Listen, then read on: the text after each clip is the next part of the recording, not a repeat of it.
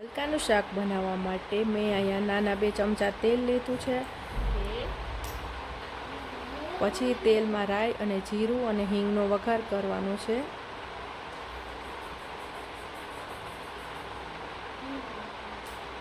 પછી તેમાં ડુંગળી નાખી અને થોડી વાર એને હલાવવાનું છે।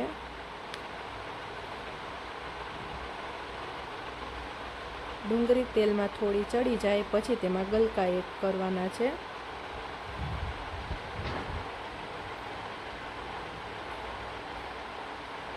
હવે ગલકાને ધીમા તાપે ચડવા દેવાના છે। પછી તેમાં નમક અને હળદર નાખવાનું છે।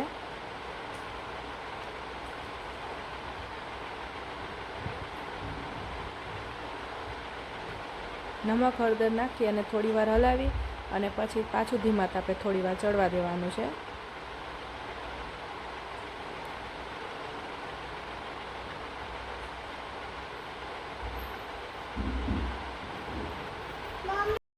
સરસ ચડી જાય પછી તેમાં લસણવાળી ચટણી એડ કરવાની છે।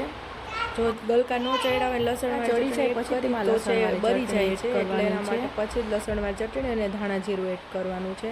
પછી સરસ મિક્સ કરી અને થોડી વાર આ રીતે ઉકળવા દેવાનું છે। પછી ગલકાનું શાક રેડી છે। જો તમને આ રેસીપી ગમી હોય તો મારી ચેનલને સબસ્ક્રાઈબ કરજો, લાઈક કરજો। ઉપરથી લીલા ધાણા થોડા નાખી દેવાના છે।